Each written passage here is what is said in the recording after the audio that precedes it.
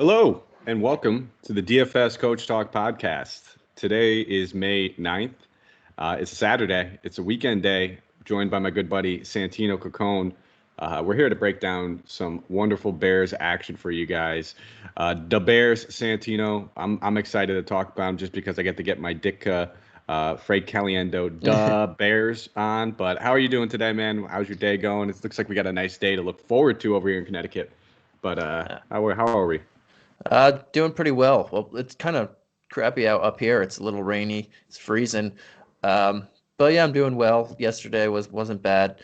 Looking forward to the Bears as well. There's quite a few people that I'm interested in talking about on the Bears, and then there's quite a few people that I don't really want to talk about, but we have to.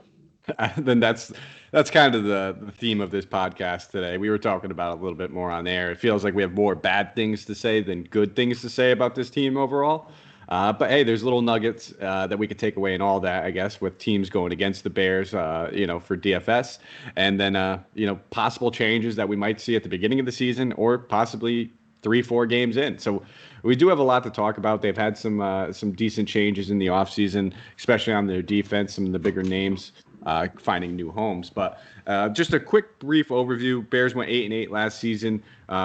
I guess we could say it was a disappointing season just prior, going 12-4. They were pretty much expected to have the best defense, and it was set in stone, Santino. I think you can agree with that. It wasn't even up for debate going into the last season that they had the best defense, right? Yeah. I mean, what Khalil Mack did when he came over that first season, and Floyd and everybody else, Kyle Fuller, etc., that defense was phenomenal, and they were getting so many takeaways and just not even giving up the yardage. Last year, we'll get into it, their takeaways went down. They didn't get the big plays that they were getting 2 years ago. And a lot of it has to do with just unfortunate luck, and giving up more points than they did last year has to do with field position and not being able to sustain drives and being put in bad spots. And we will get to that and why they were there. But a good thing that they have, they let go of 4 coaches last year, are coming or in this offseason, and they brought in a new offensive coordinator, Bill Lazar, and they brought in a new defensive coordinator, Chuck Pagano, the former Colts coach. So we'll see what they can do and what they can bring into this defense and offense, because this team won 12 games in 2018. Last year was a big decline for them in terms of winning and just overall how they played. So we'll see what these new changes do. Yeah, I'm a big Chucky P kind of guy. I liked what Pagano was doing over there in Indianapolis for quite some time. But we'll just touch on real quick some of their numbers from last season. As far as the Bears offense, they ranked 29th in the league with 280 points scored total.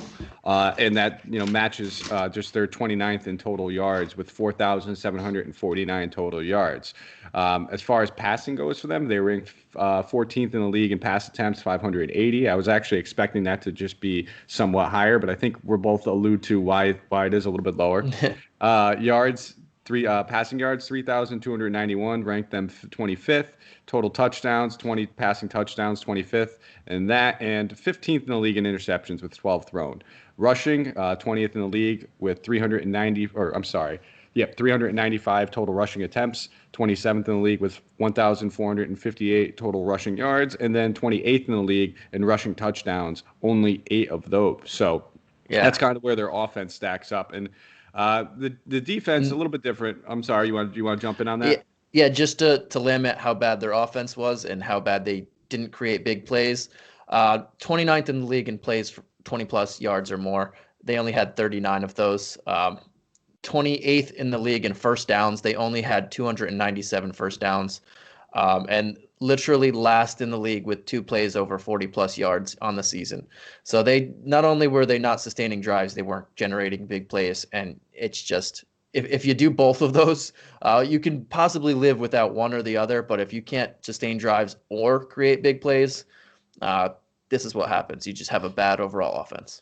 And that's like such a shocking stat to hear, just thinking of like some of the playmakers that they have, some of the skill position players they have with Allen Robinson and Tariq Cohen. We're talking about 2 guys where you just put the ball in their hands inside 5 yards and they can make plays happen. They can make guys miss. And the fact that they couldn't get more than 2 plays over 40 yards with both those guys, when you're force feeding both those guys, just looking at their Yeah. receptions, it's telling. It just basically says the writing was on the wall for defenses coming in, that they knew how to target this offense. They knew where to, how to spy it, where to look. And Yeah.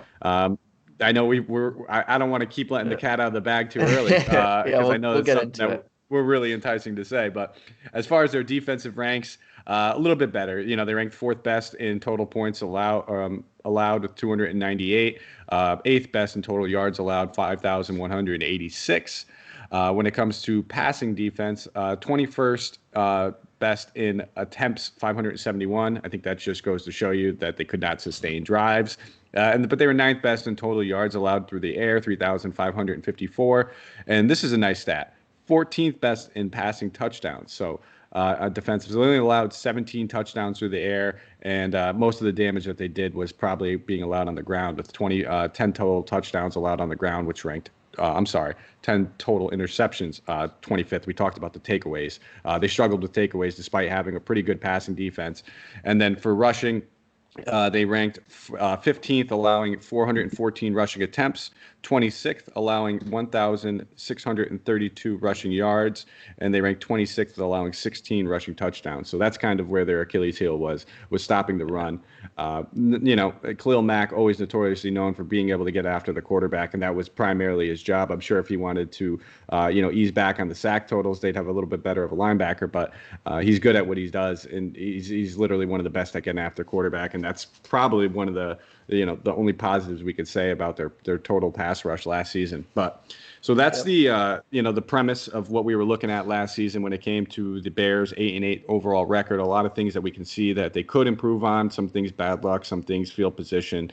But we're going to jump right into it, Santino, and it's the topic on everybody's mind, and it's the quarterback play. If you're a Bears fan, you know who you were blaming last season, and if you weren't a Bears fan, you pretty much knew who you were blaming last season, and that's our good old buddy Mitch Trubisky, the former first overall pick in what was a loaded quarterback draft class. So I'll let you jump right into good old Mitch. Give us your thoughts on how he performed last season, where he could possibly improve, and what your overall outlook is on the 2020 season for him. So they made a couple changes on offense, not too huge. I mean, Kyle Long was just beat up last year, and he's gone. And Coward's probably going to be on the bench for Ifedi. And Taylor Gabriel pretty much swapped out with Ted Ginn. They're similar players. One's just a little bit older and taller, and that's like it. That Spider-Man meme when they're just running at each other. Yeah, they're pretty much the same guys. As for Trubisky, this is it, man. This is his last straw. He's coming into his fourth season now. He had one of the worst seasons last year. We mentioned it. They can't sustain drives. Not only can they not sustain drives, he's not generating big plays. Not only is he not generating big plays and sustaining drives, his throws are just awful. Some of that had to do with a bad line, as they were 29th in the league in pressure, and he only had 2.3 seconds to throw before the pocket collapsed, which that's terrible too. So not all of it's on him. Some of it was play calling, because we'll get into it with the running back situation, but depending on who you see in that running back huddle, you know what play is coming. If David Montgomery's out there, it's going to be a run, and it's probably going to go to him. We'll explain a little bit more. Tariq Cohen's out there, you're going to be passing the ball. So it's very easy to just tell everybody to peel their ears back and go after the quarterback. It was just very obvious knowing what was coming. But as far as Trubisky, man, let's look at his last 2 years. We'll as a rookie quarterback, and you struggle as a rookie quarterback, that's perfectly fine. It's what happens. But I sounded like John Gruden there. Let's look at it. Let's look at his statistics, man. Well, I'll tell you, that spider right through banana. But 2018, he had 4 multi-interception games. Not good. He had 7 multi-touchdown games. Pretty good. But he had 3,223 yards, 24 touchdowns, 12 interceptions, 421 rush yards, and another 3. He had 6 fumbles, 24 sacks. But the writing was on the wall there. If you didn't see that he was pretty lucky in that one game where he had 600 touchdowns in a 300-yard game, or 6 touchdowns. You take out that one game against the Bucks, He has an 18 to 12 touchdown to interception ratio, in only 3 games over 300 yards. Not something that you really want. And that game, he had 53 rush yards, which was his second highest on the year. Take out that game, and he's 1,800 yards, a little over 1,800 or 2,800 yards, and 18 to 12 touchdown to interception ratio. Not great, not something that you can count on, but you saw the improvement, and you saw that, okay, maybe this guy's figuring it out in his second year.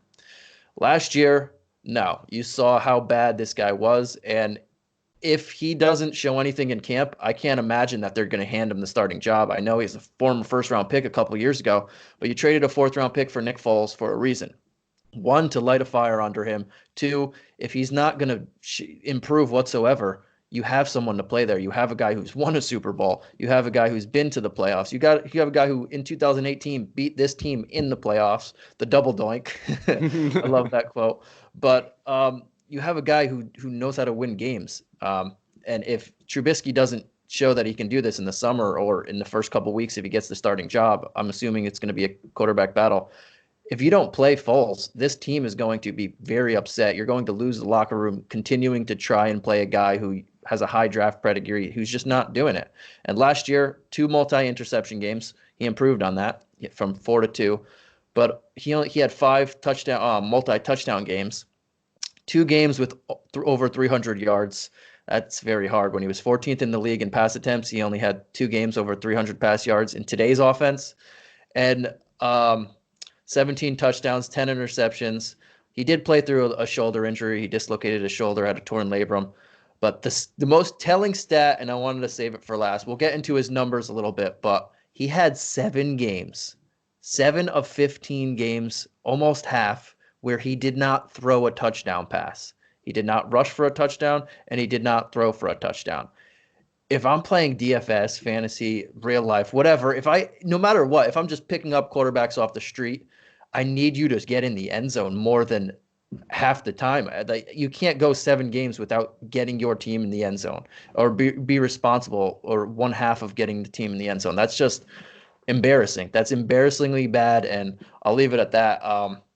Trubisky was downright terrible last year. If you look at all of his stats, we can look into it, but everything was bad. That's all I can say about it. Yeah, and that's kind of what we were alluding to right off the rip, that a lot of last season's play has to be taken with a grain of salt right now. Yeah. It's we're looking at their, the overall receiving numbers. I mean, outside of the running backs, they didn't really have any receiver that had a catch percentage over 65%. And now, could we say that is the receiver's fault? Probably not. That's a lot of just poorly thrown balls, ones that hit their fingertips that count as catchable passes. But in reality, they could have been thrown behind them, overled, whatever it may be. That's why I was kind of scoffing at the fact when they bring in a guy like Ted Ginn. Oh, yeah, we have that deep threat. Now the guy that's been notoriously known as one of the fastest men in the leagues with the worst hands is going to be lining up on the outside, and with a quarterback who's more notably known for underthrowing and overthrowing his deep ball receivers. So I don't know how that's going to exactly pan out. I think we have we were talking a little bit more on air about this quarterback battle coming to camp. I think me and you have 2 slightly different tunes. And I think that, the leash might just be a little bit longer. And it's mostly just because of the way that the Bears organization has treated Trubisky, just basically finding every excuse for why he's been playing so poorly. Trubisky. Yeah, Trubisky. Whether it's, the shoulder injury. Listen, if the guy's a torn labrum, you sit him on the bench. You don't keep playing a guy through a torn labrum. I mean, I'm not saying he wasn't hurt. I just don't necessarily think maybe it was that bad, where it's like, all right, maybe it was because it was the bad labrum. And now I think they'll put a little bit of blame on that new offensive coordinator change, where it's like, okay, now we have to see how he reacts and how he performs under a new offensive coordinator, because that was clearly the reason why he was so bad. It was our offensive coordinator. It was the torn labrum. It was the shoulder. No, this dude just struggles to make, easy passes, easy throws that, we see guys that are on the 28th ranked offense make those throws. I mean, when we put him in the conversation of guys that, when he's 17th, the 16 guys above him, all of them rightfully should be. But we're also talking about a guy that was the first overall pick at one point. So I'm at the point of where I think he's going to start the season as the opening day starter. I don't think the leash is going to be long once he is that starter. I think that they're going to give him every opportunity to kind of, steer the ship in the right direction. But maybe, like you said, a bad camp and the veterans speaking up even shortens that leash even longer, or shortens the leash even longer. I don't think that made any sense. That's a new Apotria. But I think best case scenario, the Bears are kind of hoping that he is Josh Allen. And Josh Allen at least has the athleticism.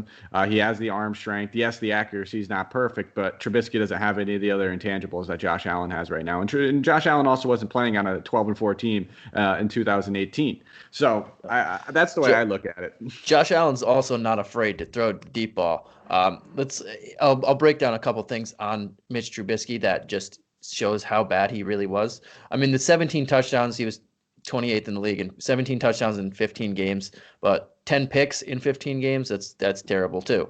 But yards after the catch per completion, he ranked 30th in the league at 4.3. Matt Ryan was down there too. That could be just not his fault. Maybe they're just not getting his receivers or playmakers weren't getting the plays after the catch. But it also could be he wasn't leading them into throws. He was waiting for them to be standard. He was throwing very short throws, which I'll get to right now. His air yards per completion were 29th in the league at 5.3 yards. So anytime he completed a pass, on average, it only traveled 5.3 yards, which he was pretty much dinking and dunking all year.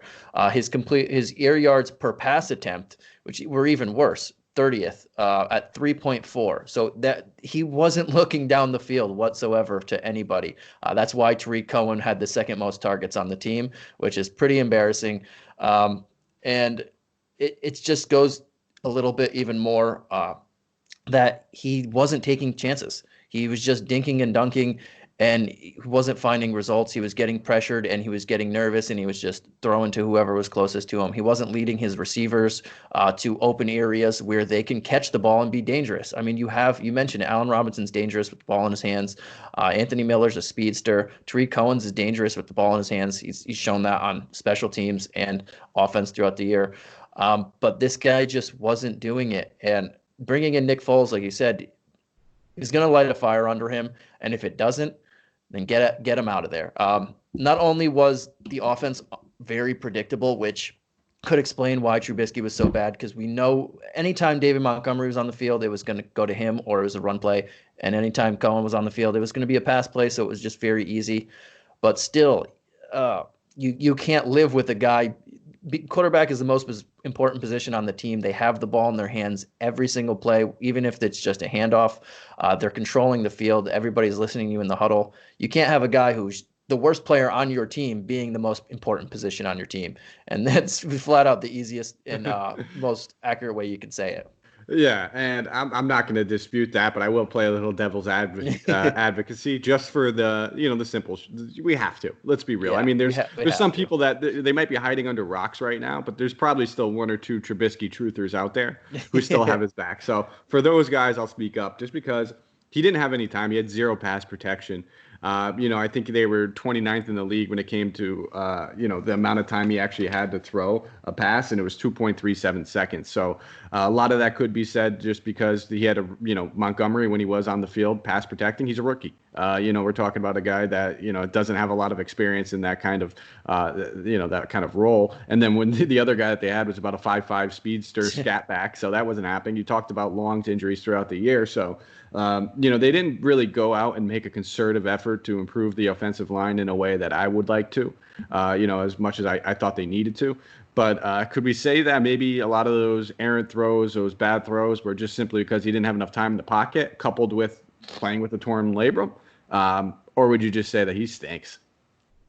A little bit of both, but mainly stinks.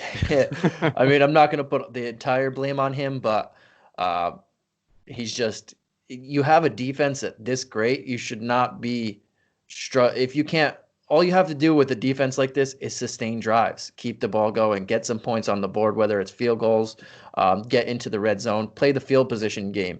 If you're in the bottom three in the league in first downs and big plays and completion percentage, quarterback rating, anything, you can't win a game like that, and you have this stud defense behind you to help you out, and yeah, it still didn't work out for him.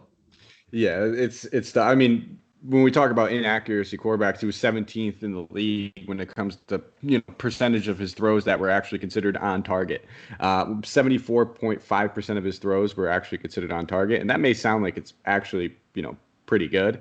No, when you look at all the guys that are ranking above him, they're all on contending teams, and it's for a reason. The Bears are a contending team. You can't get by with having on-target throws like that on a contending team. That's how you go 12-4 to 8-8. 17th isn't terrible, but when you look at how far those passes were going, less than 5 yards in the air, then it's terrible because he's only on target 70% of the time, yet he's not throwing past the first down marker. So that just shows how bad he was. Like if you're right next to me, if you're 5 feet from me, I should be able to be on target 80-90% of the time if I'm a competent quarterback. And I'm sorry, Mitch Trubisky, but you were not that last year.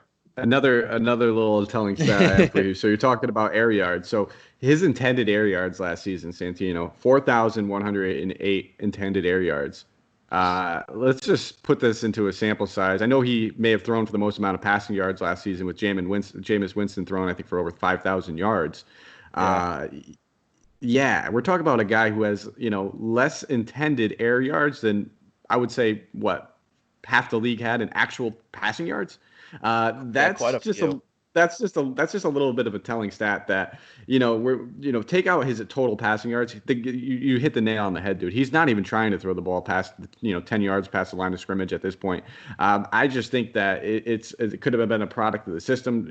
Whether they didn't trust him to make these throws or they wanted to limit his mistakes. And because, like you said, they're a competent team. You really only need to game manage when you have a defense like that surrounding you. They went out of their way. They got the running back that they wanted, that they hoped would be a game changer, because that was a position that they saw they were struggling with over the past few seasons as Forte was starting to age and found a new home in the Jets. They never really kind of, hunkered down another stable, reliable running back. So they went out and they got their guy.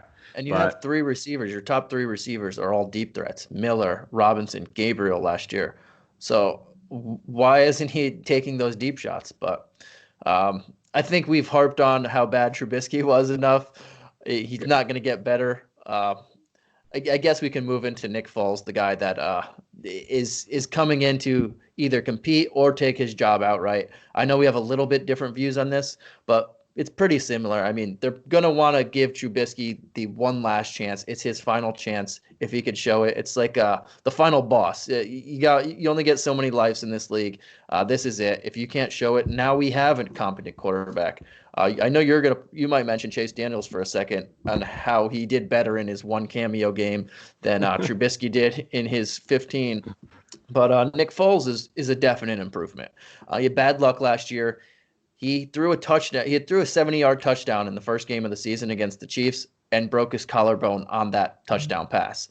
It's unfortunate. But when he came back, he wasn't good. He flat out wasn't really good.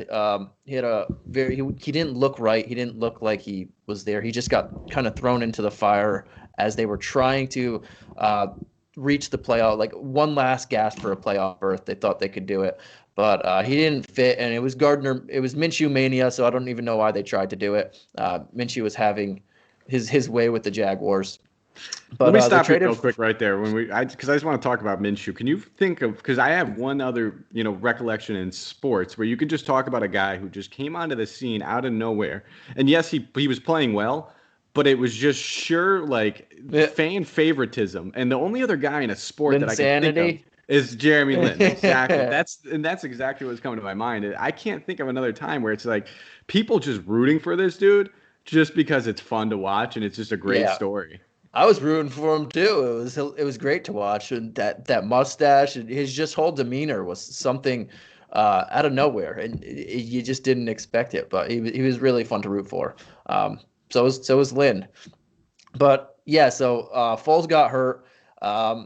And then he was traded for a 4th-round pick this year to, like we mentioned a few times, he's either going to start or push him, or you think he might be in the first 6 weeks. I think he might even start earlier, depending. It all depends on Mitch Trubisky and how well he adapts to Bill Lazor's as a new offensive coordinator. Well, let's just talk about Foles a little bit. He hasn't played regularly. He wasn't a starter since Chip Kelly days back in the day, and he was really good. But when he took over in the 2017 playoffs, he became a legend. or before that, he was struggling in the regular season, but in the playoffs, he became a legend. And he'll never be a forgotten. legendary nickname that we can't say on air, just because he was swanging, man. He was swanging. and we'll never forget that magical playoff season or playoff run. He had 324 pass yards per game, 7 touchdowns, include 1 rushing, 1 interception in those 3 games. And then in the 2018 regular season, he played another 5 games because Wentz got hurt again. He averaged 283 pass yards per game, 7 touchdowns, another 1 rushing, and 4 picks. Not great, but I mean a lot better than Trubisky, and he's showing that he's pretty fantasy friendly because he can throw touchdowns. And then 2018 playoffs when they beat the Bears, he threw 4 picks that game, but he had 3 touchdowns in his 2 games and another 1 rushing, so he gets in the end zone with 234 yards passing each game. He's not great, but he can win you games, and he knows how to. He has a MVP or a Super Bowl on the mantle not too long ago, and he can show he can win games and be a competent quarterback. And he shows that if Trubisky still falters, this is good news for a Miller. This is good news for a Robinson. This is good news for a Cohen and Montgomery. You know that he can get you the ball, and he's going to look for you on deeper routes. He's not going to just dink and dunk to you. Yeah, absolutely. I'm with you as far as the way I look at it is Nick Foles is what the Bears want Trubisky to be. The perfect type of game manager, just a guy that you could see. They didn't need him to be all-star, caliber, all-pro quarterback to win a championship, to win a Super Bowl. But he game managed and did all the things right. He didn't do too much wrong. And I think that's where this Bears team is at this point in this stage of where their franchise is that they have a great defense. They have a lot of skill position players. They have a lot of great tools, big playmakers around them that we just need to get the ball in these guys' hands. We just need to let them make the plays. And he seems like he's going to be the guy that, if my prediction is if Trubisky starts, 1-3, he's yanked. See you later. You're not sniffing field. He'll end up on like the Bills 2-3 years from now, or the Jets 2-3 years from now, whatever it may be. 1-2 might even be enough to get him yanked out of there. So I'm kind of in camp with you, whereas I don't think he's going to have this job for long. I do think he'll start with it, and I think that's kind of where we're on the different side. Do you think he has a chance to just lose it right out from underneath him before the season even starts? I think they'll give him a couple games. But you're right. Nick depends Foles, on how much preseason we get and off-season work, because if we don't have that, you got to think Trubisky's the favorite just because he's more familiar. I know it's new offensive coordinator, but he's more familiar with the team. Foles isn't have any routes down with anybody. But yeah, if he falters one bit, you have this safe backup plan, and that's what they needed. Yeah, and if you're talking about like he doesn't have the routes necessarily down, it's not hard to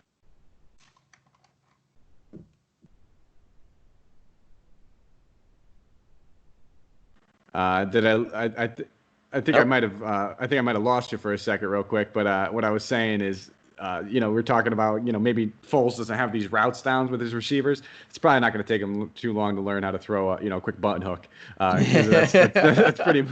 That's pretty much all his receivers were able to, screen run pass. with him. Screen pass, button hook, even the slants. If you look at what Trubisky was doing he couldn't hit a guy over the middle. He was leaving these guys up for these Anquan Boldin type hits where these guys wouldn't want to sacrifice their body across the middle for a 7-yard gain on 3 and 13. Like, that's not going to do it for you guys. So I'm with you. I'm not going to, keep beating the dead horse on Nick Foles. Let's just say that as far as DFS and, season-long fantasy is concerned, it's a major upgrade for everybody in that offense with Nick Foles. And that's not necessarily saying that Nick Foles is just light years better than Mitchell Trubisky. No, but he has the intangibles and he has the arm strength and the accuracy to just take these guys to a level that we need to. I mean, we'll get to Allen Robinson in a little while, but this dude, if there's a receiver you feel bad for in the NFL, it's got to be this guy, because he just hasn't had a comparable quarterback throughout his entire career, but is still putting up fantastic numbers when he's healthy. So I mean, we're about halfway through our show, and we just finished the quarterback section. So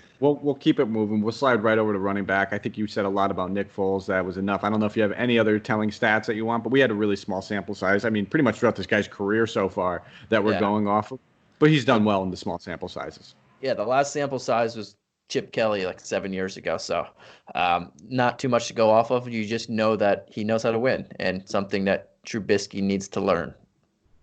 Yeah. Also, slightly kind of looks like Napoleon Dynamite, but Yeah.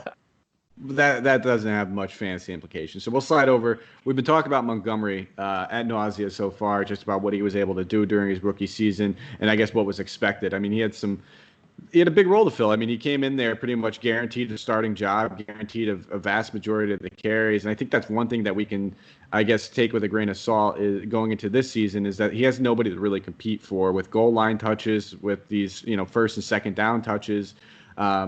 And it's his job to, pretty much lose. And I don't think they have anybody on that roster that's capable of taking that. I think he was going against Mike Davis coming into the season. Yeah, And that lasted all of a half a game, I think. yeah, I think it was up until week 1. They said you'll know who the starter is by who gets the first carry of that game, and it was Mike Davis who got the carry, first carry of last season, first game. But that did not last long. I love this kid Montgomery Santino. I think that if you just look at his yards per carry last season, all the stats, they're not telling you and they're not indicative of what type of player he is. He didn't have blazing speed at the combine, doesn't have bruly strength. He's not necessarily a bruiser. He's actually a little bit more of a smaller guy. But he's shifty, and I think with these smaller guys, the way that he gets down low and the center of gravity has, this dude can break tackles with the best of them.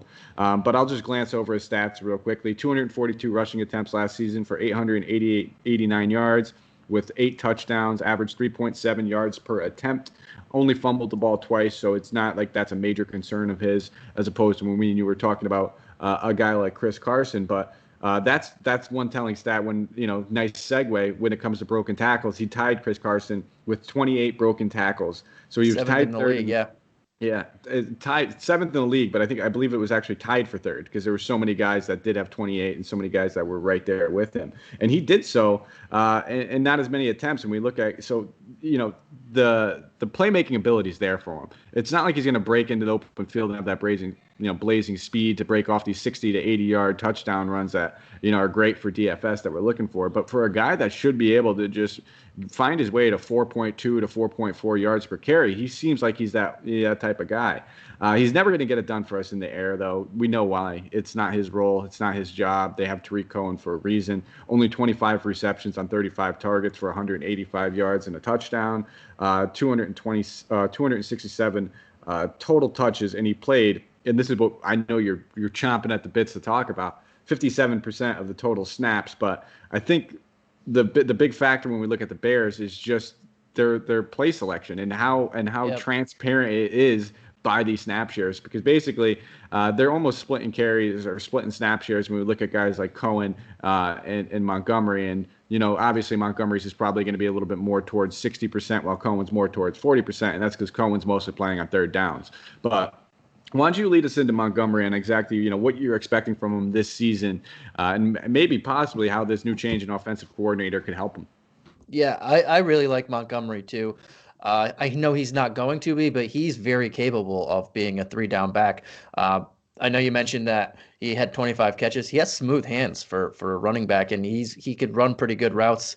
Unfortunately, you have a guy in Tariq Cohen who is much better at both of those things, so he's not going to be that 3rd-down back. But if he had to be, he could definitely be it. The final 5 weeks of the season, he had 4.3 yards per carry, so he started to figure it out. I expect that moving forward.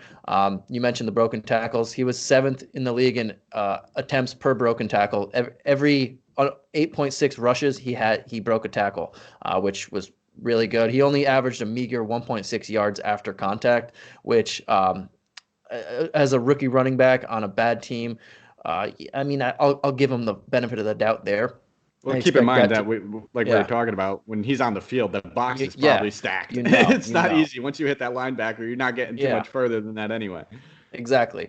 And but he was 13th in rush attempts with Tariq Cohen and with this offense struggling. So I think there's only way to go is up. But as you mentioned, the things that I wanted to say is he got a carry on nearly 40% of his snaps. So 40% of the time this guy's in the lineup, he's getting a carry. That's just very obvious, knowing that it's going to him. And then you add in his target share. He had 614 total snaps, 242 of those were carries, 35 of those are targets. If you add that together, that's a 45% of plays where when this guy's in the lineup, the ball was going to him. That's just the defense knows what's coming. He had nearly 900 yards and a good amount of touchdowns when the defense knew that he was getting the ball nearly half the time he was in the lineup, which is fantastic when you think about it. Behind a bad offensive line and an incompetent quarterback, you put this guy in a different team with a different situation, those numbers are going to eye pop you. But the good thing about DFS and fantasy is he's not going to be costing you that elite running back level money that you would expect coming into next year, because we're going to look at his numbers and see, okay, he didn't do that great, but it wasn't bad, so maybe he's middle of the pack type of guy there. But everything that this guy does, I mean, if you know coming into the offense too, when this guy comes out on the field, okay, it's 50% of the time it's going to be a run or it's going to him, and you just got to target him. That's something to think about. Hopefully Bill Lazar can change that, and hopefully Matt Nagy, who I think is a good offensive-minded coach, they can work together and change the perception of what plays coming and not let the defense know. But this guy has all the intangibles to break out in year two, and you're going to get him very cheap, especially in the beginning of the season. He has a pretty good schedule. I think first week is going up against the Lions, which he had one of his better games against the Lions. And yeah, he's some guy that I'm definitely targeting, because I see a big jump, a big leap in year two, because I expect them to not be so just open about what play call is coming. Yeah, I'm right there with you. He's a guy that coming into last season, that's exactly how I pegged him. I thought he was going to struggle a little bit during his rookie season, but the intangibles are there for this dude to break out this season. One of my favorite running backs for as far as season-long leagues looking to look at. And he's very easy to game script as far as DFS as well. And I think both these running backs that we're going to talk about are. I mean, when you're looking at a game where they're going to have the possible lead that they can grind the clock out, yeah, Montgomery is the guy that you're going to want. They're going to force feed this dude. He has no competition for goal line touches. He has no competition on first and second down. So it's just, looking for those yards per carry. And we saw it throughout the season. You touched on it. The last few games, he was improving. He was getting better. It's a lot of it's just, a rookie running back getting used to this professional level and this speed and this kind of system, getting used to, we're looking at snap shares. The guy really never played more than 65 and 70% of the snap shares. That's not going to change. Let's be real with that, because Tariq Cohen is still there. But what he does on, the 65% of the snaps or the 60% of the snaps that he's getting is going to change. I definitely see room for improvement for him. I'm really excited about this kid. I think that he's going to be a talent. I don't know if he's going to be a guy that is a household name for the next 10 years or anything. I don't think he's going to be like a Todd Gurley or a Christian McCaffrey or anything like that. But you touched on it. We're not going to be paying a premium for him. And if you see him in a matchup where you think the Bears can have this game well in hand, going against a poor defense, especially going against a poor run defense or a team that's bad in the red zone when it comes to run defense, that's the kind of situation I'm targeting. Definitely probably more of a FanDuel type player, just because we know DK is giving you that extra PPR, that point per reception, and there's going to be so many guys above him. Yes, they're going to cost more, who we could pretty much book for 4 or 5 catches a game. And that floor of just having a 4 or 5 point floor is insane, because at best case scenario, you're looking at Montgomery probably catching 2 passes a game. So I'm with you, expecting big season, big improvement from him. I do love the change in offensive coordinator for him. You touched on Matt Nagy. I love Matt Nagy. I think he's a great head coach and a great offensive-minded head coach. And I think that he can easily, get this team to steer the ship the right way going back. I'm expecting, I think 10 wins would be pretty safe to say for the Bears. After they're going 12-4 and then 8-8, we'll just split the difference. And if they're a 10-win team, this guy's going to probably be close to double-digit touchdowns. The last 5 weeks when he did improve to that 4.3 yards per carry, they were playing their best ball of the year besides the 3-1 start, which was more about the defense than it was about the offense. But their offense looked pretty good the last few weeks of the season. It looks like they clicked. Something was there, and it was this guy. He was leading the charge, making him and Anthony Miller, who we'll get to when we talked about receivers, they started to figure it out, and they started to be more productive with their touches and the play calls. All right. And, we'll just jump right over to Tariq Cohen. I think that's enough to be said about Montgomery. He's only, I think, stock's going up as far as, Montgomery. Yeah. But when we talk about Cohen, only 64 rushing attempts last season for 213 yards, didn't get a rushing touchdown. that's not why you play Tariq Cohen. Let's be real.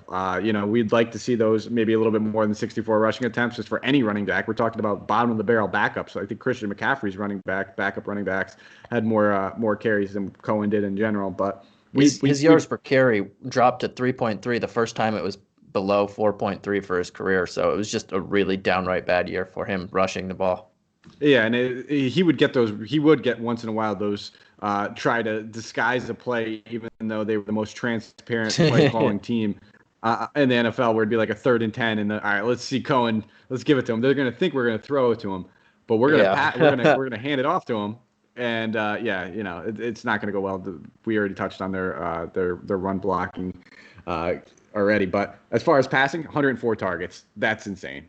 We love to see that kind of work. 79 catches for 456 yards. That's not something we'd like to see. We'd like to see the yards per catch be a little bit better. Worst of his career, 3 touchdowns, and the most telling stat, 4.9 catches per game. We just talked about the floor in a PPR type website like DK. And when you say a guy's basically starting with a floor of 5 points, he was averaging 28.5 receiving yards per game. We're talking right there. He's got about 8 points without a touchdown.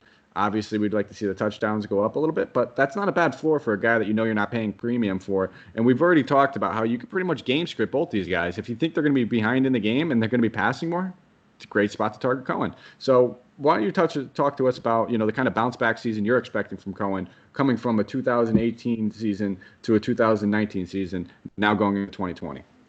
Yeah, so last year he only had 669 scrimmage yards, which was easily the worst. He had as many touchdowns as he had fumbles. It was just a career worst year, and you touched on it. This is a guy that you're going to want to look at on a DK because of that full point per reception. FanDuel only does the half. 104 targets, 79 catches, both second most on the team. You know the role he's going to come. When he comes in the lineup, it's probably going to be a pass, and a lot of the times, especially if it's Trubisky, who we mentioned, doesn't look down the field. He looks right at Tariq Cohen, who's going to be around the line of scrimmage or a couple of yards down.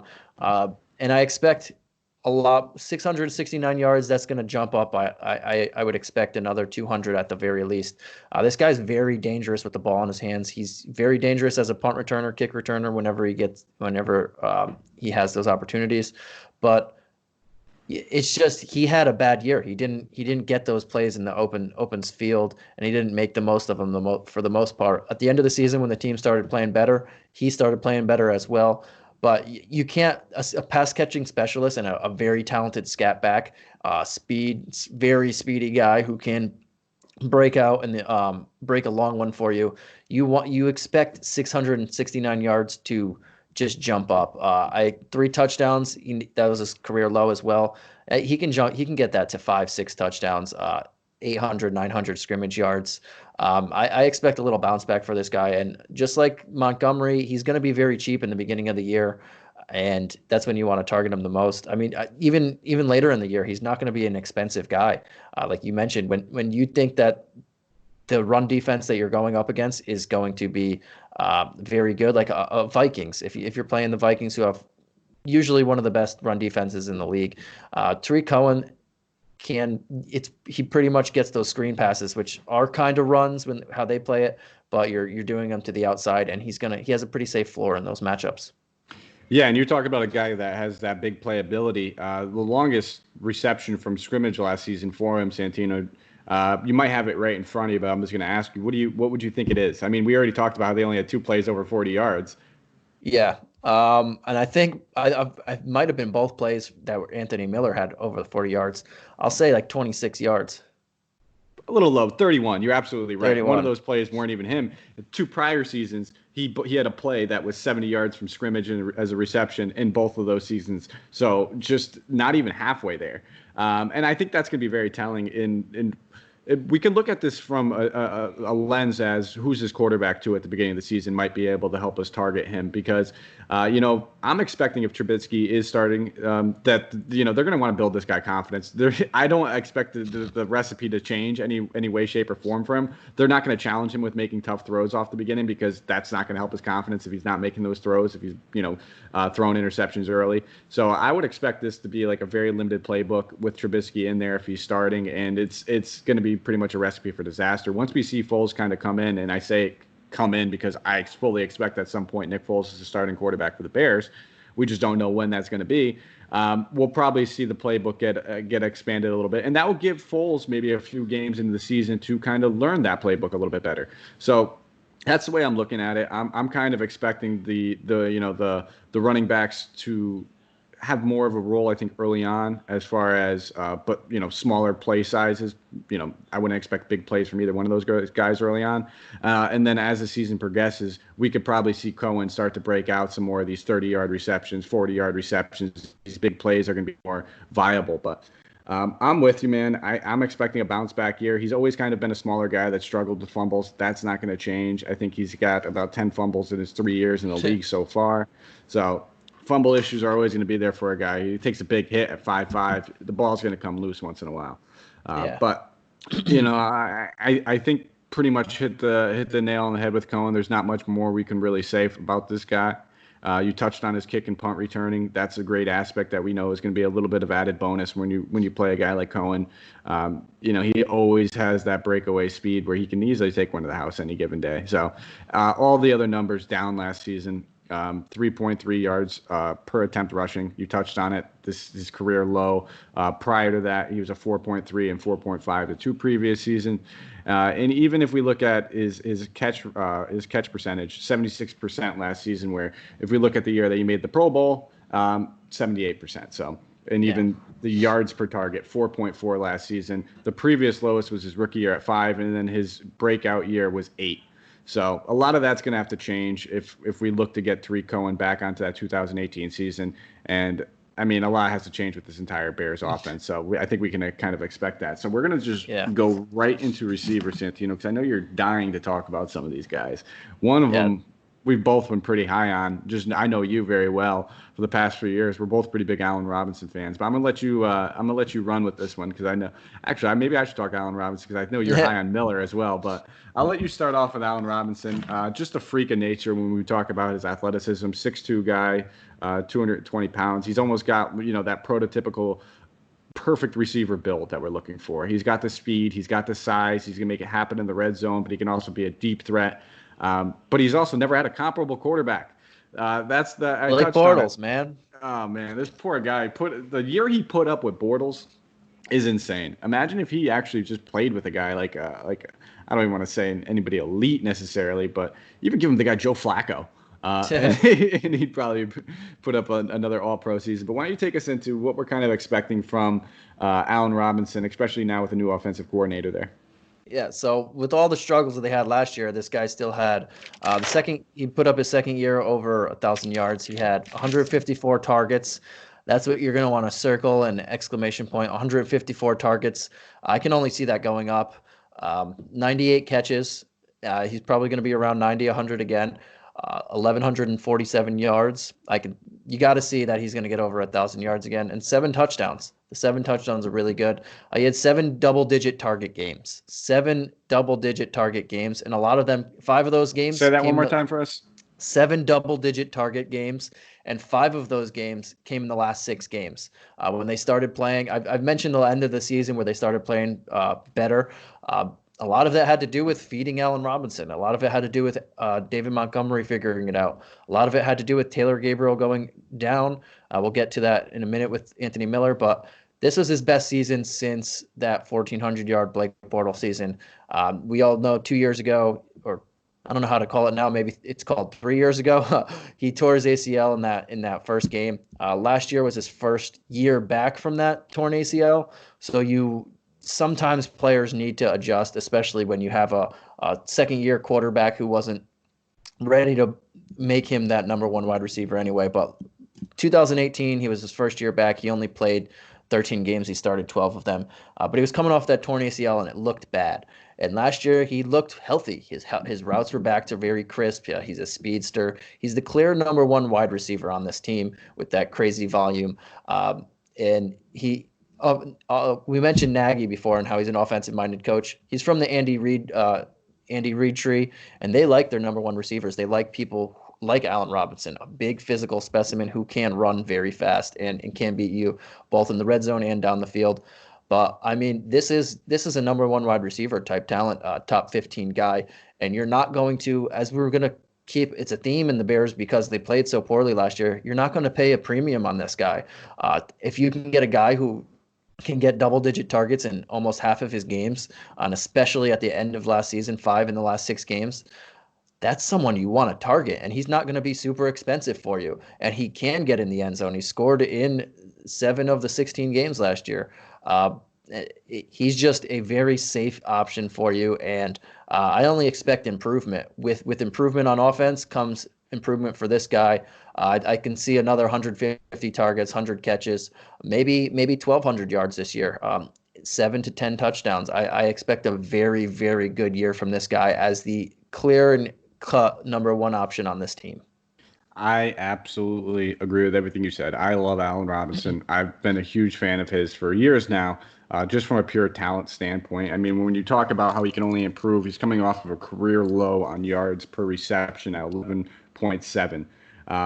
That's insane considering what this guy can do after the ball's in his hands. Not a yak guy last season. Only 272 yards came after the catch, averaging 2.8 yards after the catch per reception. Those are just staggering numbers for me. And we've already touched on Trubisky and why it seems like he just very little space. Whether it's if the ball's thrown behind you, you can't catch it on the run. There's not going to be yak. You're going back to the ball. Little button hook type, receptions for him. A lot of these are mismanaging and misplay calls. I think for Allen Robinson, when you just look at his stature and his speed and his size, this dude is one of, if not, in my opinion, you said top 15. I think top 10.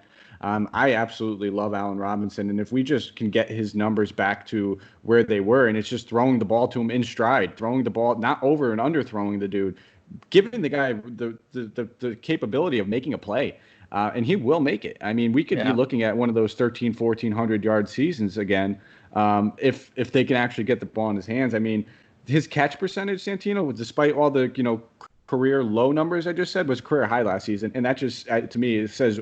It's staggering considering how many of the bad on-target throws that Trubisky had. So he was catching 63.6% of the passes thrown to him when we know Trubisky was only 74% of the time on target.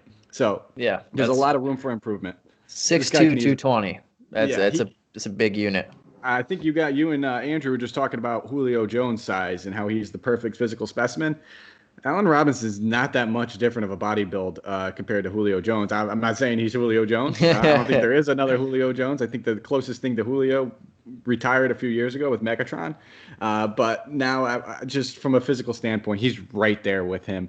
Obviously, if Allen Robinson had Matt Ryan as his quarterback, we'd probably be looking at 1,300 to 1,400 yards on a regular basis.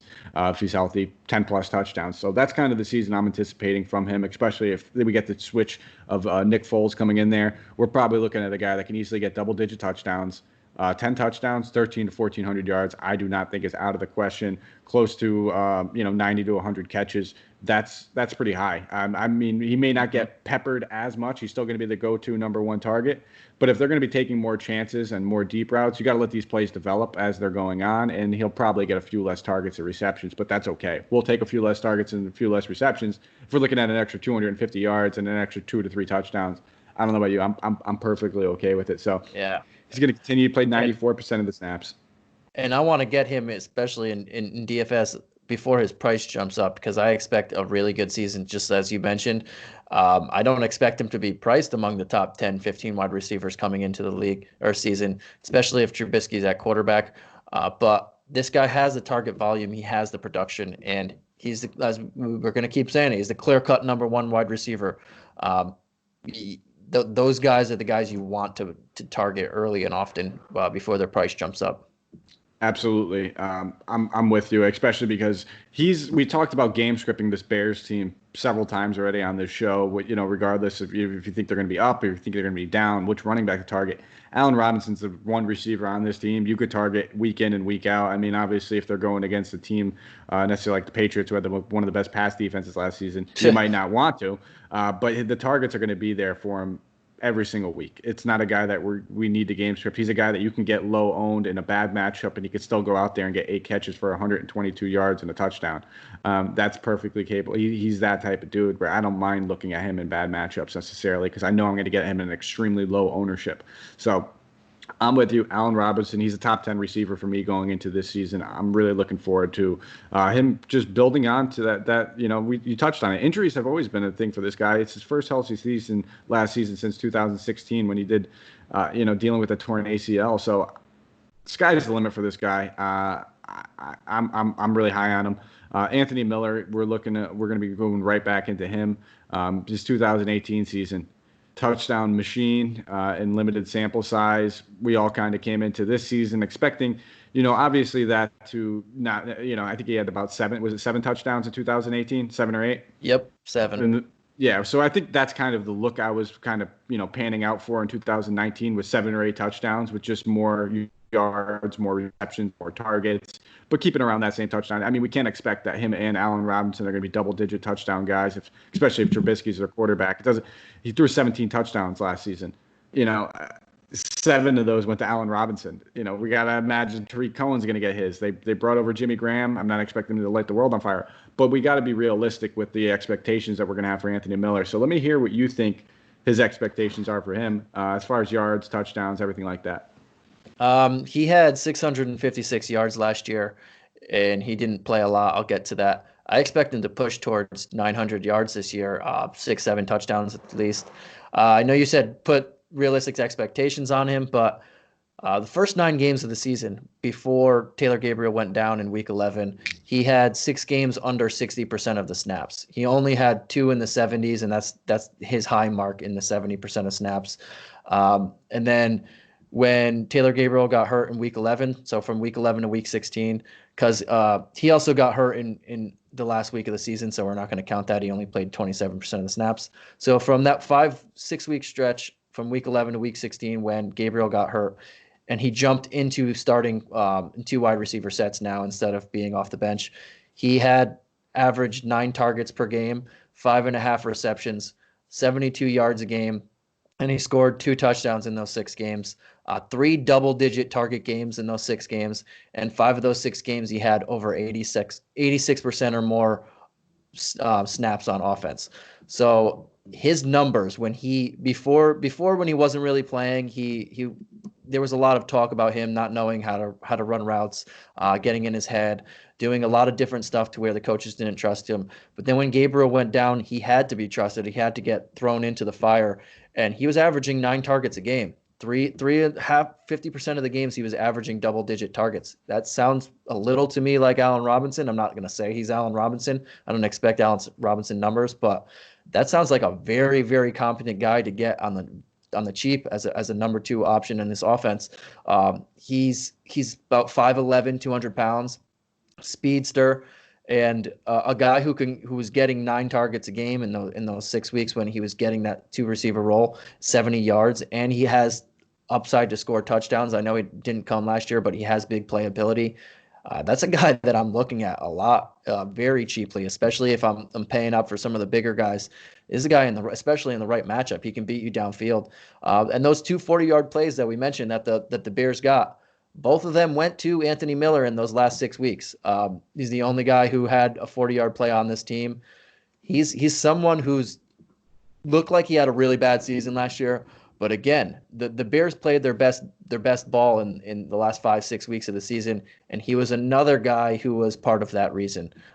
It just clicked for the whole team the last couple of weeks, except for one guy, and he plays quarterback. Yeah, I'm with you. I like Miller going into last season. I like him going into this season. He's like the perfect guy in DFS. I like to target when everybody else is going to be looking at a guy like Allen Robinson. So those picture perfect matchups where they're going against, let's say, the 27th or 28th ranked pass defense in the NFL. Those are the matchups I like to target Anthony Miller in because everybody's going to gravitate towards Robinson. He'll be a little lower owned, and you touched on it. The big play factor is there for him. The targets were there for him towards the end of the season where, you sprinkle that out, and Allen Robinson's going to draw a fair amount of double coverage. Let's be real. Yeah, we talked about him being a physical specimen and being the 1A. There is no 1B. Miller's good, but he's not a 1B to a 1A like we're talking about Allen Robinson. He's more of a 2B. You might be able to get away with saying 2A, but you guys, Andrew, and you were talking about the Falcons, where Julio Jones is a 1A. I would consider Ridley. He's not necessarily a 1B because Julio is just that much better than him, but he's definitely a 2A. He's definitely like a great receiver that could be a number one somewhere else. Miller can't be a number one anywhere else, but he's a very comparable receiver and definitely a guy that can benefit with the double coverage going to Allen Robinson. So really looking forward to him. And let's be real, they brought in Ted Ginn Jr. We'll get to him in a minute. I'm not going to have many good things to say about him. He's played on just about every single team in the NFL at this point and has never really been able to put it together other than 2 big plays per season. So I don't expect him to draw too many target shares. So I'm with you. I think Miller has a very viable opportunity coming into this season, knowing that he's going to get about 80% of the snap shares minimum off of the rip, are going to be very beneficial for him. So great guy to target. I think, especially on DK, because 6 catches he's going to be what? We're probably looking at a guy that's like 4K. Yeah, but he's going to be really cheap. Maybe a little bit more. Yeah. You mentioned Ridley. Cheap. Like I mentioned in the podcast, I think he could definitely be the number one wide receiver for a handful, 10, 15 teams. He's really good. This guy won't be your number one, like you mentioned. But he's a solid number 2 wide receiver option. I would prefer him as a 3, but being a number 2, that means there's a lot more targets to go around. Taylor Gabriel, for some reason, ate a lot of targets. I don't see Ted Ginn doing that. We'll get to him in a minute. And then Cordell Patterson is there, another big play guy, but he's just scattered. He's not someone you're going to consistently rely on. They picked Anthony Miller in the 2nd round for a reason, and this is what they want. They want this guy to be that number 2 to Anthony, I keep calling him Anthony Robinson, Allen Robinson. I'm getting them both mixed up here, but they want him to be that number 2 to him, and he's shown that he can be if given the opportunity and if his head's in the game, because that was a big thing that they were barking at him. That's why he wasn't playing so much. But he has an upside to be a very good DFS target on the right slate. He's shown in his rookie year that he can get in the end zone, and he showed when he gets the playing time that he's a big play that can happen. And let's just remember, for a guy like, let's say Nick Foles does come in, Alshon Jeffrey, when he was playing with the Eagles, would draw a lot of double coverage. And if we talk about that playoff run that they did have, a lot of the big throws were to the number 2 guy on that team because Alshon Jeffrey was drawing double coverage. And that would be Nelson Aguilar, the league leader in drops pretty much. So not a guy that struggles in his own way.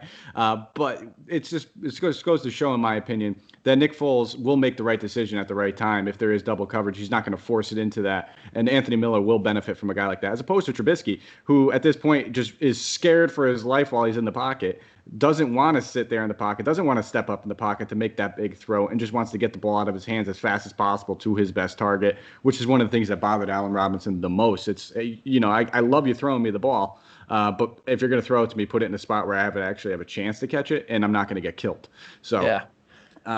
I think that's a good transition. We can go right into Ted Ginn on this one. We're not going to spend too much time here. Don't buy Ted Ginn. Don't buy into anything about Ted Ginn. Don't play Ted Ginn in DFS unless you're just looking for that GPP shot in the dark kind of play. He's going to have 2 good weeks out of the 16. And by that, it'll probably be 2 catches for 87 yards and a touchdown. Yeah. He can still beat defenders downfield. He can still beat them over the top. But relying on that is something that maybe you do a couple times, but that's it. I mean, if you do it and it doesn't work out, that's fool's gold right there. I'm going to stay away from him as much as possible. Taylor Gabriel's he's not a Taylor Gabriel at this point in his career. I think Taylor Gabriel more good. Yeah. I mean, Taylor Gabriel's not great in his own right, and if I think he's better than Ted Ginn, that just says I'm not touching Ted Ginn. And this is a Dolphin fan saying this. The guy that was dealing with the promise early on of this guy being. I mean, let's be real. When he came in, he was supposed to be a big thing. He had a lot of promise. That speed. It was like, oh man. And it just goes to show you the Bears getting Cordell Patterson over here to basically be like he's a poor man's Devin Hester at this point, a guy that's crazy athletic, crazy speed, where you just wonder what could happen if the ball's in his hands, but then can't play any position. Can't do anything other than just have that breakaway return speed. So we and the Dolphins were very upset with the Ted Ginn. We wanted Brady Quinn. It wouldn't have worked out either way, so it doesn't matter. I think you won that one, actually. I think when you're talking about a flash in the pan, and that just goes to say we're not going to touch on Notre Dame quarterbacks in general. Deshaun Kaiser. We can go on for a while with Notre Dame quarterbacks, but that's for a different conversation. We'll have a different day. But yeah, we're just going to pass right by Ted Ginn.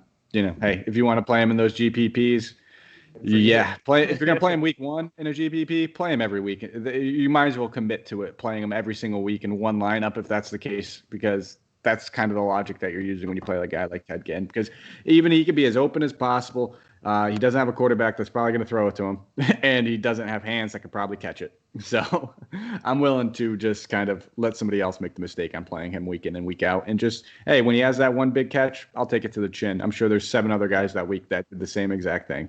So we'll slide over to the tight end position, Santino. Another position they bring a new face, a new name, kind of replace. And it's a position that we were expecting a decent amount of work from last season. Going in, Trey Burton was a sleeper on a lot of people's list for DFS, for season long. I was actually pretty high on him. We've seen some pretty good flashes when he was over there in Philly. But didn't get it done over there in Chicago. Struggled. Bringing now a downside of Jimmy Graham, a guy that is pretty much, I guess we could say, on the back end of his career. It doesn't look like he's ever going to have those, early on Saints days. Even when he had a couple good years over there in Seattle, those are done. He was seeing high volume targets, high volume receptions. Now he's going to an offense that does not spread the ball around that well, does not have a comparable quarterback unless Foles starts. And are getting maybe 40-30% of Jimmy Graham's best at this point. So he's coming off a year with 60 targets in Green Bay for 38 receptions, only 447 yards and 3 touchdowns. And that is going with one of the best quarterbacks in the league, one of the most accurate quarterbacks in the league, one of the biggest arm strength quarterbacks in the league, who also struggled and was desperate for a secondary playmaker outside of Devontae Adams, especially when Devontae Adams was hurt.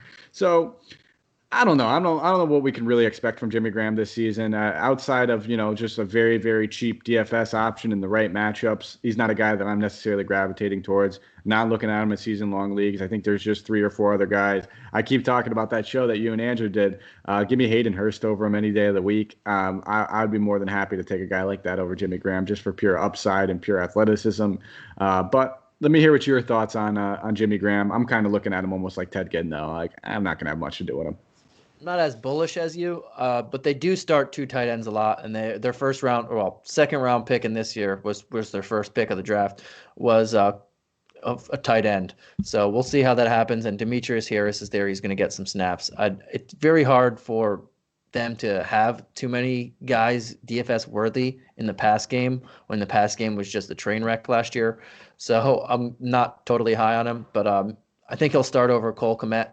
They're the guy that they took in the second. But he hasn't had 100 targets, like you mentioned, since leaving New Orleans in 2014. The last 5 years, he was under 700 yards. 4 of the last 5 years, he had 6 touchdowns or less. 3 of those years, he had 2, 2, and 3. He was bad in Green Bay. In his 2 years in Green Bay, he had 1,083 total yards, 93 total receptions, and 5 total touchdowns. He turns 34 in November. He's not going to play a full complement of snaps like he did in New Orleans, or even in the big year he had when he scored 10 touchdowns in Seattle. How much does he have left in the tank? We don't know yet. He's older. He hasn't had productive years in a while, but he's a pretty big name, and that's going to draw in people, whether for the good or the bad. I know you mentioned Green Bay, and I know he was very bad in Green Bay, but the one thing that I will say about his time in Green Bay is I know Aaron Rodgers wanted a second guy, but Aaron Rodgers has never, ever utilized the tight end position in his career. That's one thing that when Graham did go there, they said, will Jimmy change this? Will Aaron Rodgers throw to Jimmy Graham more now that he's on his 3rd Hall of Fame quarterback probably in his career? But Aaron Rodgers still didn't really use him like you might have thought he might have. But that's one thing I'll say to him. He had 2 games over 5 targets last year. His high was 9, and 2 games over 60 yards. His high was 65. Just not productive. And I don't know if it was the system and Aaron Rodgers' preferredness to throw to tight ends or throw to wide receivers and running backs, or just Jimmy Graham has nothing left in the tank anymore. I'm not trying to pay up and find out if he has anything left in the tank, but if there's still something, I wouldn't be totally shocked. But then again, like I mentioned, there's only so many mouths to feed in an offense that's not elite. And we know that we both like David Montgomery to get his. We both like Allen Robinson to get his. I like Anthony Miller to get his. Tariq Cohen's still there. how much is left for Jimmy Graham to really eat? Ted Ginn's going to get a couple here and there, big plays. Cordell Patterson has a couple big plays in him a year. They have multiple tight ends that they're going to play. There's really not much for Jimmy Graham here, so I'm going to leave him out.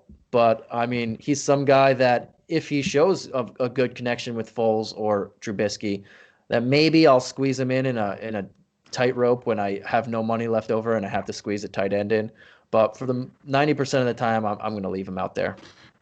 Yeah, and I mean, this is probably going to be a little bit of a hot take, but some people might not view it. I wouldn't be shocked if Cole Kmet finishes with more yards than him this season, even as a rookie. I mean, just talking from a pure athleticism standpoint, they're high on Kmet. There's a reason why they took him in the second round. He's an athletic freak. I mean, you should like this portion of him, but he actually turned down a chance to play for the White Sox. So he's an athletic guy. He could have played baseball as well. I know you like your football players that could have played baseball, given the fact that, you like the shorter quarterbacks a little, the infield guys a little bit more, middle infield guys. But he's got comps to Rob Gronkowski. This kid, he's eventually going to be their tight end of the future. So I'm not expecting too much from Jimmy Graham. It looks like it's almost like a point where he's a veteran placeholder that might just be able to show this new athletic pass catching tight end a few tricks, because Jimmy Graham was never known for a blocker either. He was actually always been pretty poor at blocking. So he could be a red zone option. He's still a big guy, and that's probably his main role. But yeah, you can't expect too much from him from in between the 20s. Mm-hmm. I like Kmet too, but all three of them, if they're all going to be splitting snaps, him, Harris, and Graham, you can't really rely on a tight end's a wasteland for the most part anyway. If you're splitting snaps with three people, it's just very hard to trust you on a week-to-week basis. Yeah, I think you said it perfectly on that other show the other day. There's usually about 5 guys every single season that are, in the upper echelon of a tier. And then, when you look at that 6 through 10 range, there's usually 1 or 2 guys you can see, that wouldn't shock you if they finished in that top 5, if they, kind of usurp somebody in that top 5. Jimmy Graham's not that guy. He's going to probably be outside of the top 14 or 15 ranked tight ends, I think, when the season's said and done. And then you'll probably see 1 or 2 games where he has a little flash in the pan, where he has a good fantasy season. And, I'm not going to be sitting here trying to dissect and try to guess on when those games are, because there's no, maybe if you want to take a shot at them against the Cardinals, you touched on that. I think I've said that several times, them being the worst team against tight ends last season, where, in DFS, we could just pretty much circle the Cardinals and, hey, if you don't want to spend up on a guy, go with the guy going against the Cardinals, probably score. Yeah. So outside of that, though, not really looking at them. And, we'll transition in that, I guess. We can go right into their defense before we touch on the young kids. We already said enough, I think, ad nausea about the defense. So we're both expecting a little bit of a bounce back season. I know you wanted to touch on a few. Though. Yeah, I was gonna say, I know you wanted to touch on a few guys that they lost. So why don't you jump right into that? So they lost Leonard Floyd. They released him, and they brought in Robert Quinn. I mean, Floyd was hurt last year a little bit too. I think that's a pretty even trade-off right there in the grand scheme of things. They lost Prince Amukamara. I love saying that name. And they brought in Artie Burns from Pittsburgh, and they drafted Jalen Johnson, one of their I think in the second round, their second pick in the second round. I gotta stop you quick. Who's the real Prince, though? I know it's 2 different sports. Is it Luke Richard Amanamute? Or is it Prince Amukamara? I think it's Prince Fielder, but the Prince of hot dogs. I love it. Yeah, right.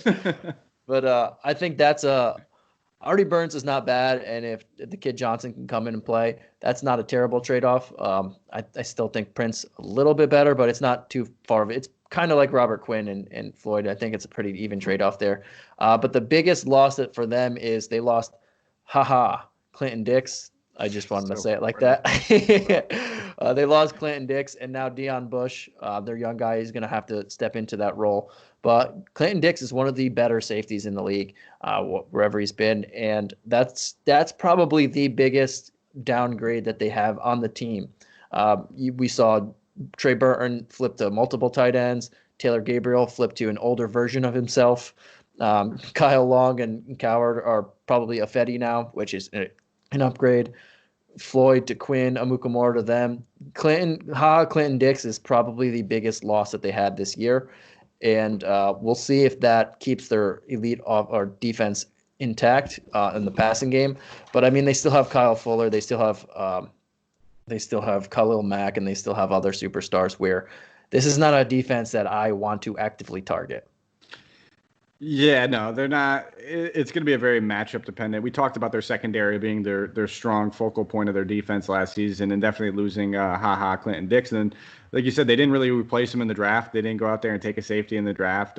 We've seen them take a quarterback in the second round with Jalen Johnson, and sometimes we see some of these corners kind of transition to a safety if need be, but not something you generally want to do with a guy that's a rookie. I don't see Fuller going anywhere with the way that he plays. He's just an absolute stud. So definitely an area of concern that we can look at. And talking about a team that struggled with takeaways as it is.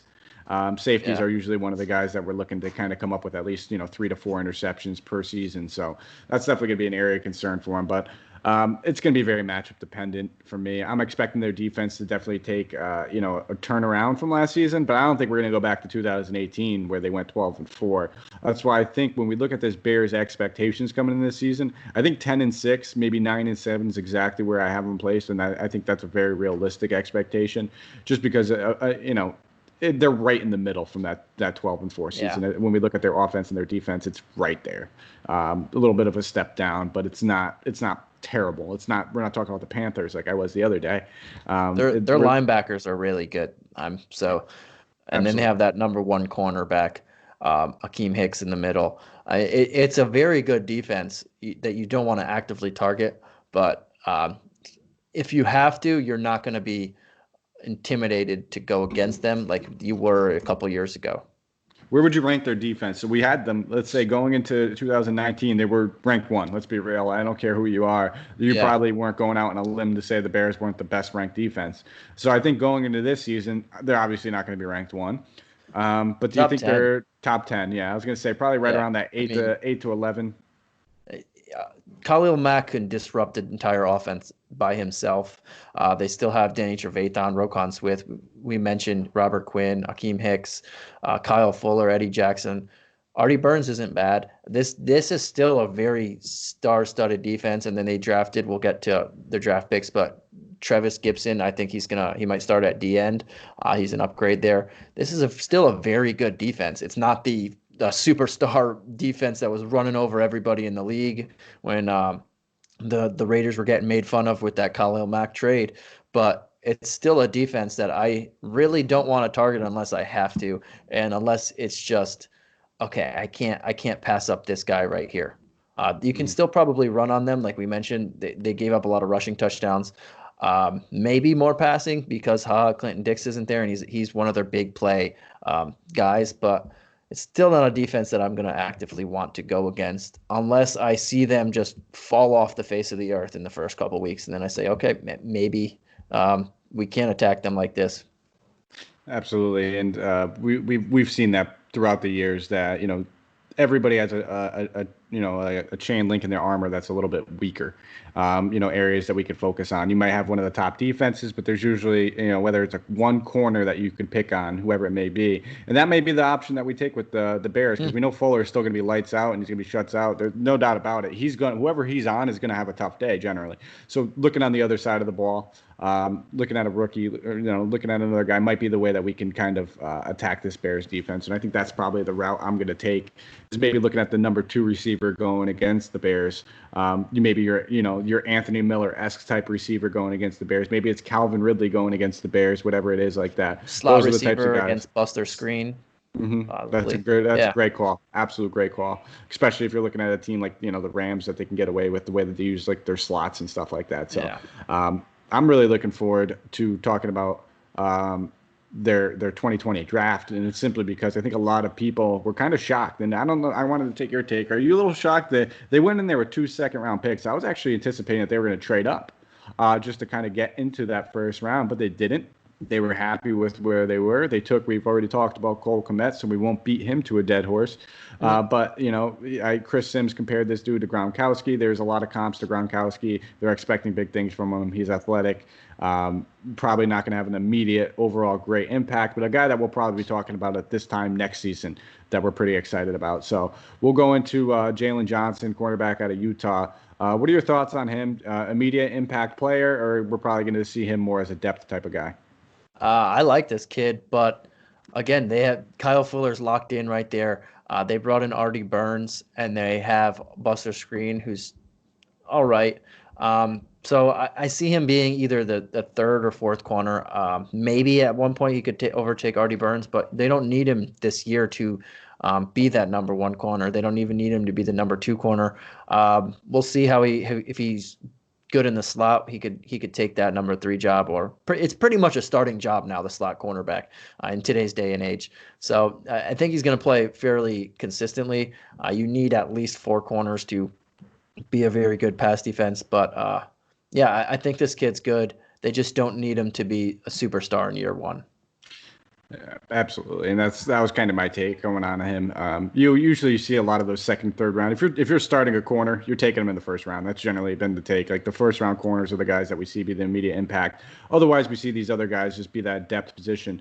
And he may be one of those guys you touched on him. He's good. He's very, very good. He's crazy athletic. He's played multiple positions throughout his high school, college career. So I can see this dude being one of those guys that if something happens at safety and they need somebody, that could be the way that he finds himself on the field. Yeah, Deion Bush has been there for a few years. If he's not up to it, maybe Jalen squeaks over there. Now, going into their, because their round 5 pick, because they didn't have a third, they didn't have a fourth. We saw them trade their 4th round pick for Nick Foles, but you talked about him already. Their edge rusher out of Tulsa, Travis Gibson. You said you're excited about this kid. Let me hear why. I just think he's probably gonna take Bilal Nichols' starting job very soon. This kid could rush the passer. He's a big unit. I just think he's one of those guys that he got picked later, or he got in the 5th round. I think it was 155th overall.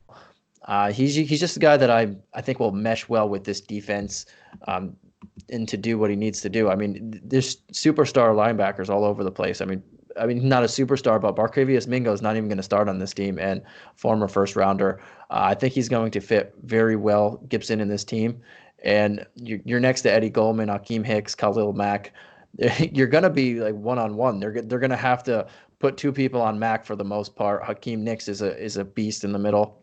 This guy's going to have all the opportunity in the world to be able to do what he does if he gets this job. And I think I'm very excited to see what he can do. Yep, I'm with you. Honestly, I'm not going to sit here and act like I know a ton about the guy because I generally don't. That's why I wanted to get your take on him. I know I read some little articles, when I was doing some research about how Von Miller helped him kind of improve his game a little bit. And I mean, that just says something. If a guy like, Von Miller is probably notoriously one of the nicest, mean guys in the league. We touched on that with some of our guys from our season-long league, just calling somebody a nice guy. Now it's started to slip in my mind who you called a nice guy last show that I was going to, break your stones about for quite some time. But I'll have to go back and listen to that one. But, getting a guy like Von Miller that's, be able to work with you. These guys don't work with just anybody. If they see something, if they see a guy that they're expecting to make a splash, those are the guys that they kind of want to work with. So that's just a little telling. So we'll go to their other round 5 pick, a guy that was only taken about 8, 9 spots later. Kendall Vildor, cornerback out of Georgia Southern. I don't know much about this kid, to be honest. I'm not going to sit here and act like I do. Do you know anything about him? Is he anything special? Or is he just simply a depth guy? Not too much, but again, I mean, if Jalen Johnson might not start out of the gate at cornerback, I can't expect him to start. They're pretty well adept there, so I think he's just more of a depth option, especially in his first year. All right, and then we'll keep going on to their other 5th round pick. So they had 3 picks in the 5th round. Darnell Mooney, speedster out of Tulane. Guy's got quick. He's got breakaway speed. Seems like he's a nice yards after the catch. A yak guy. We always love our yak guys. I just don't see how this guy's going to get on the field too much, knowing that they just brought in a guy like Ted Ginn to basically play a very similar type role with him. We've already touched on Allen Robinson being the mouth to feed. Anthony Miller is going to get his. And then we also have Tariq Cohen. So not a guy I expect to necessarily make a splash this season any way, shape, or form. But he might be a guy that makes himself a name in training camps. If we have a preseason, we could see him make a couple splashes in preseason. And he might be a name to, keep an eye on in the future, sort of thing.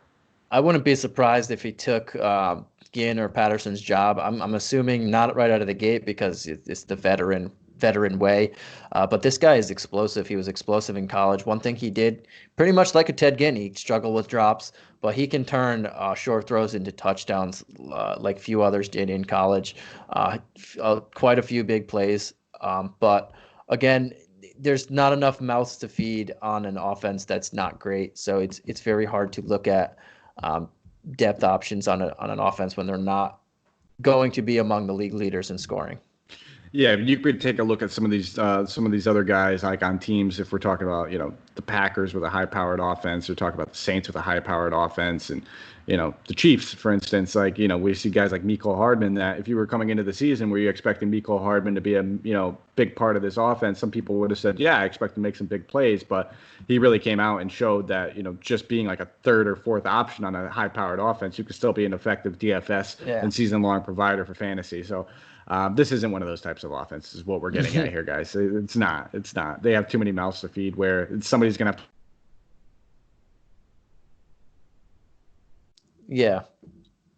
Oh, and then I touched on how they really needed to improve on pass protection and on their overall line in general. And this is kind of where they chose to do so, which was in the last round of the draft. Yeah. Back-to-back picks, 226, 227. They took 2 guards, Arlington Hambright out of Colorado, and then Larchavius Simmons out of Tennessee State. I wish they actually really addressed this earlier on. I've touched on Montgomery. He's a guy that I'm really excited about, and I really think he can make some big things happen. But they need protection. They need to give Trubisky more time in the pocket, and that may be partially due to his own fault and just being a little scared girl. But this isn't the way that they should have did it. I mean, they basically went back-to-back picks at guard, and when you do that, you're just basically throwing a dart at a dartboard with your eyes closed, saying, I hope one of these guys pans out to be something decent. But what do you have on these 2 guys? Any one of them stand out over the other to you? No, I don't think either of them are going to start on a line that wasn't great last year, and they're not going to come in and start. Like you said, I think I would have liked them to pick guard or tackles, offensive linemen in general, earlier in the draft, if possible. I know they only had 2 second-rounders, and then they didn't pick again till the 5th. But a team that struggled in run blocking and pass protection, you would have liked them to help out this young quarterback for his last chance, and this young running back, and this offense in general, because the defense was playing its part, even though they weren't getting the takeaways that they did 2 years ago. But I mean, I guess it is what it is now. They didn't bring anybody really in to help out besides Fedis, either or. But I think it's going to be a line that struggles again this year. Yeah, and that may be the unfortunate part for David Montgomery, and that's kind of what I'm taking. I'm not expecting him to be a guy that leads the league in yards, but I expect the touchdown total to be pretty high for him, and it's just because of volume, more or less. The line's not going to do him any favors necessarily.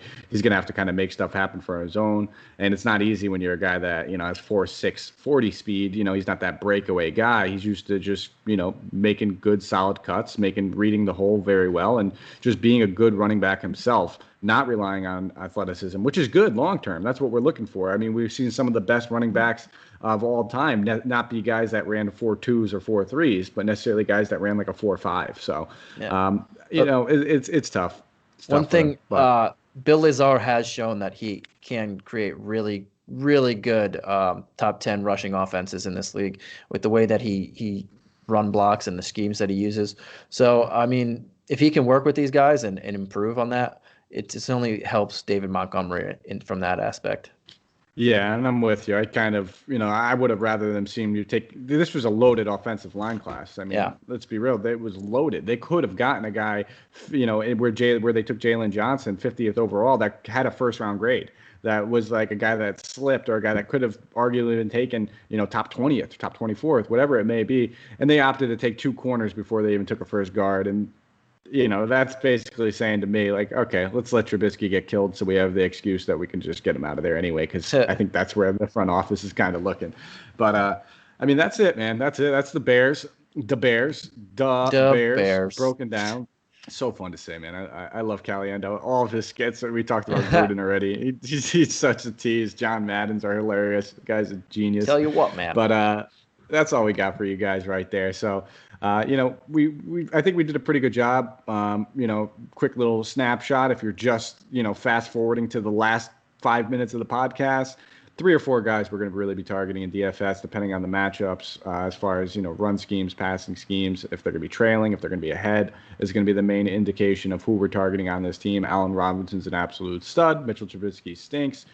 This will be, am I doing the right job? Foles will be the starter at some point. We like David Montgomery. Santino thinks Anthony Miller is going to, have a pretty solid year as a number 2 receiver. And then I eventually think that Cole Kmet's going to be a tight end. That's a household name eventually for us. But quick rundown, if you want to give a shout out real quick, Santino, where can we find you on Twitter? You can find me at Santino Caccone. That's at SANTINO CACCONE. Absolutely. You can find me at Mike Apotria, MikeApotria. And if you haven't already, we're locking all accounts. We're freezing all accounts. So you can join right now. You're not going to get charged. But come join our Discord. We're having some nice competitions, some games, a few contests that we do every single day that tend to be pretty competitive amongst our group of guys. And then, new little addition, we got ourselves a little store, Santino. We got some nice merch that you guys can take a look at. Some comfy stuff. I highly recommend you guys some serious swag. And as you can tell, we're probably not 2 guys that have much swag ourselves. Speak for yourself, man. Oh, no, dude, you got zero swag. You have literally no swag. I can probably do an hour-long podcast on how little swag you have, considering you used to steal half my wardrobe when we were younger, Santino. I know you're going to put up a fight against this, but I used to have to, put a padlock on my T-shirt drawer when this kid would come over. But, I know he's biting his tongue. There's so many things I'm just going to let you say what you got to say, and just, I know the truth, but do you, man. Keep going. Yeah,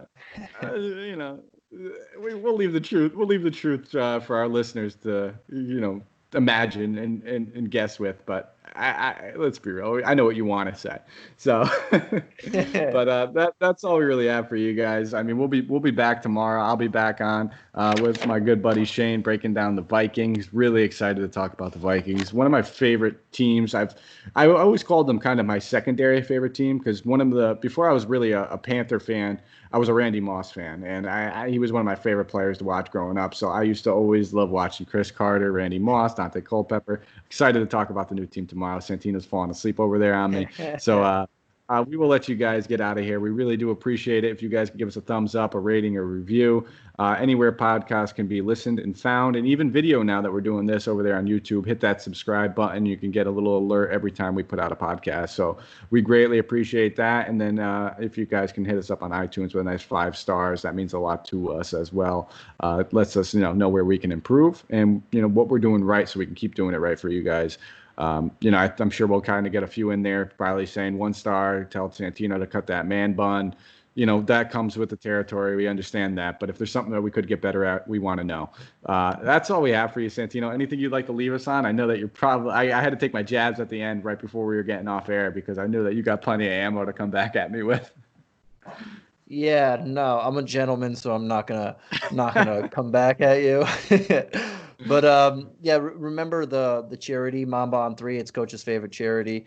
If you guys, I know it's crazy times now, but if you have anything you can donate, please donate to that. And that's it. I'm not gonna pull an Apotria and be rude to people. I'll just sit here and take it and know my truth. Yep. All right, we'll end it on that one there, guys. I'm sure there'll be jabs and other shows coming my way.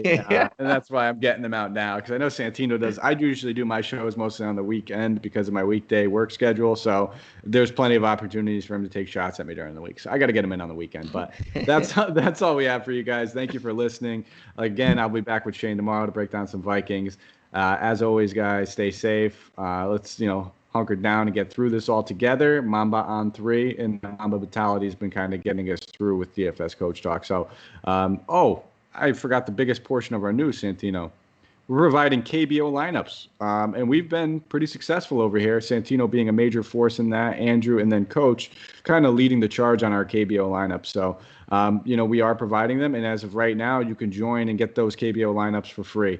Your membership is frozen until the major 3 sports, MLB, NFL, and NBA, kick back off, and you can get all that content, lineups, and information from us for no charge. So something to take advantage of. And hey, try us out, maybe using some KBO, see how we do in a sport that we don't really research too often, that now we're kind of thrown into, and you'll have a good idea how we're going to do in the sports that we are undividedly get our attention, put a ton of research into. So thank you guys. We'll catch you later.